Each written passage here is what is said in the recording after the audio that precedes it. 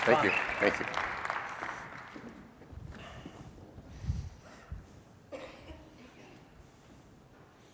I'm here to talk to you all today about manufacturing. We're a proud group. America's greatness built on our backs. We work hard. We use our hands. We use our backs to get the job done. But at the end of the day, we know we worked more than a bunch of pencil pushers like you can say.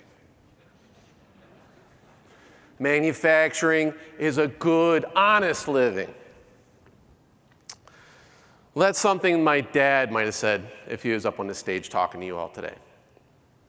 And he'd be right. Manufacturing was a good, honest living. It still is. And we owe a great debt of gratitude to people like my father who pushed themselves in order to get the manufacturing engine of this country humming.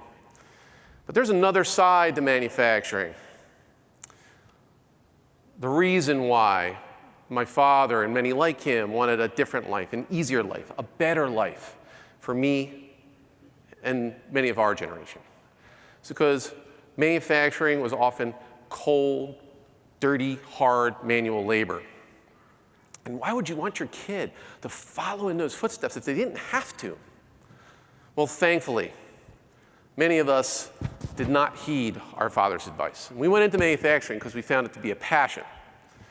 We transformed our businesses from dirty, unsafe shops to clean, bright manufacturing facilities. With the help of our Vistage groups, we've been able to move largely away from low margin mass production to specialize and customize, focusing on our core competencies and creating competitive advantages for ourselves. And it is this foundational change in our industry that's been overlooked by our society for 20 years. The migration, the evolution of what manufacturing was, the dirty, dark, dangerous, to clean, bright, advanced manufacturing, where you use your brain more than your brawn, specialize, customize, diversify. This is what we need to shout from the rooftops. This is what we need to recognize as a society. For a couple of very important reasons, that's why I'm talking to you today. Specialization and diversity. Let's just talk about a couple of companies that are in this room, Vistage members. Give you just a very brief idea. Our company, I can speak about us. We're a small company, 30 people, but we have a global outreach.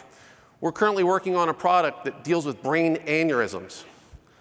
We're making a component of that. When a brain aneurysm is detected, it will coat it and make sure it never bursts. No more Russian roulette for people with brain aneurysms in the future. Another one of our members makes these beautiful custom conference tables. That conference table on the board was for the World Bank, one of their very good clients. Others in this room make custom spiral staircases, bone implants, components that control flight for aircraft, high-tech, high-end dispensing equipment, coffee, cocoa. We are just a tiny sampling of some of the manufacturing going on just in a couple of Vistage groups here in the Philadelphia region. What do you think is going on all across this region, all across this country, in this industry? The opportunities are phenomenal. See, we are one of the most inventive, creative societies that the world has ever seen. It is designed in, it's built into our DNA, it's who we are as a country. And it is our experience and expertise in manufacturing that allows these groundbreaking ideas to come to life. Unfortunately, because we've dragged the stigmas, the dirty, dark, dangerous, with us for the last 20 years, the flow of good young talent into our industry, manufacturing, has been cut to a trickle. And our workforce has aged. The average age on our shop floors is now 55 years old. And that guy's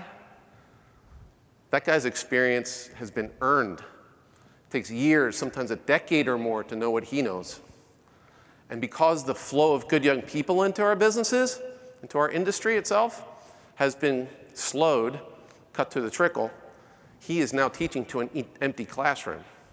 What happens in 5 years, 7 years, 10 years when guys like that begin to retire en masse? We have a problem. The idea, or our ability to see the ideas through, our groundbreaking ideas, to bring them to life begins to fade. This is a problem that not only affects the poor sap manufacturer in your Vistage group, but it'll affect our country, our society to its foundation. Let me give you a real-world example. In fact, this is already happening. A friend of mine, a manufacturer, within the last couple of years was awarded a project by a very large publicly traded company here in this region. Very involved project. It took nearly a year to complete. For a final stage operation, I had to send it out for a finishing operation to a small vendor dictated by the end user. Sent the project out, got back a load of scrap, completely scrapped. The reason was that the two most experienced guys in that small vendor had retired in the previous year. They did not replace them adequately. They could not replace them adequately.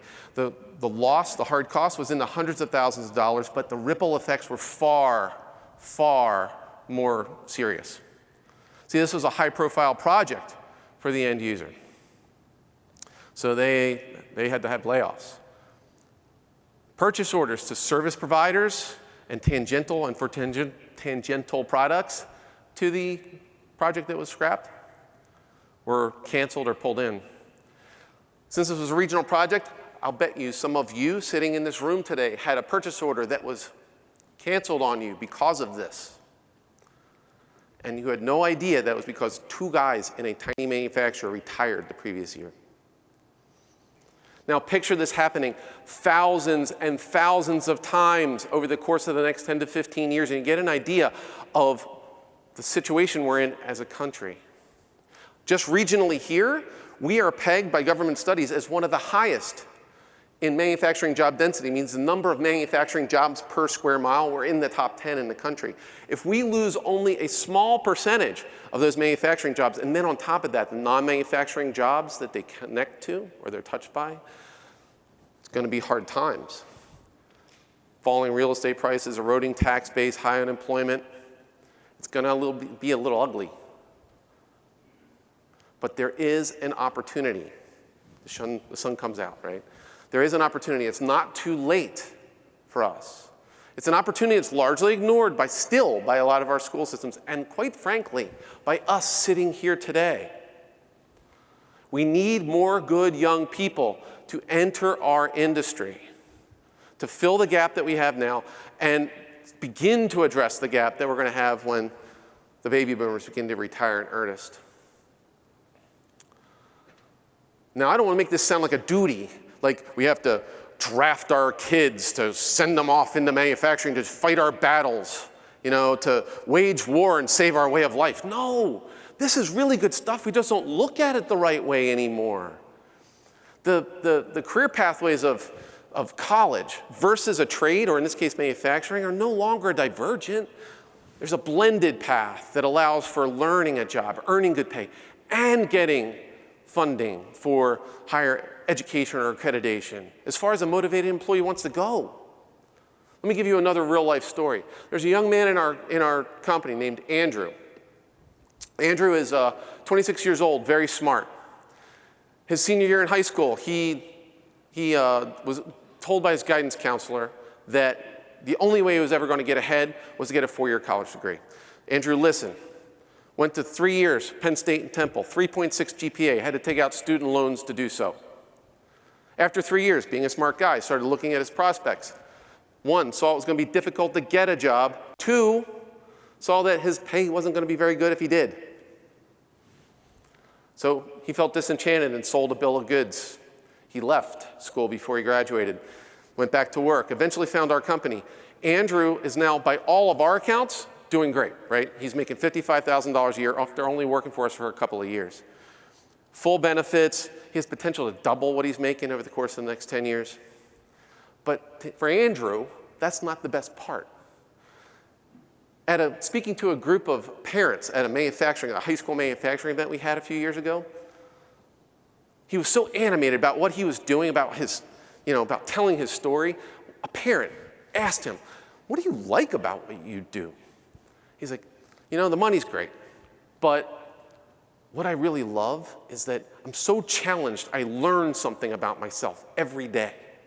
He learns something about himself every day. I mean, I actually got a little emotional when he said it. Does that sound like a young man that feels like he's painted into a corner, that he's at a dead-end point in his life because he didn't finish his college education? Is that surprising?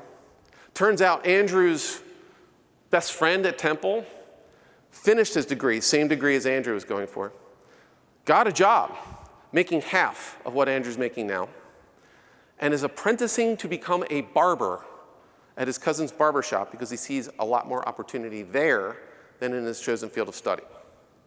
How many more Andrews, or Andreas for that matter, are we going to guide to look past this industry and the fantastic opportunity that exists for them there? Just because we're bringing old world, outdated stigmas, misconceptions about it. How badly we're going to cripple ourselves as a society by holding on to these same stigmas, same beliefs. Look, we're all Vistage members, and I think we come to our meetings, this is a great big Vistage meeting, to be challenged in our beliefs, our thoughts. It's how we grow. Whether we realize it or not, whether we want to admit it or not, look, we are leaders in our businesses, we are leaders in our communities, and people take their cues from us. How we react to something is they pick up on that. I'm asking you, in the spirit of Vistage, to ask all the clarifying questions you need to get the facts straight about manufacturing in your minds before you give recommendations to your family, friends, employees, students. Be a light to help debunk the myths and misperceptions about manufacturing. And at least tell them that we had a hell of a change of clothes. It's for the good of your family, the good of your region, and ultimately the good of the country. Thank you.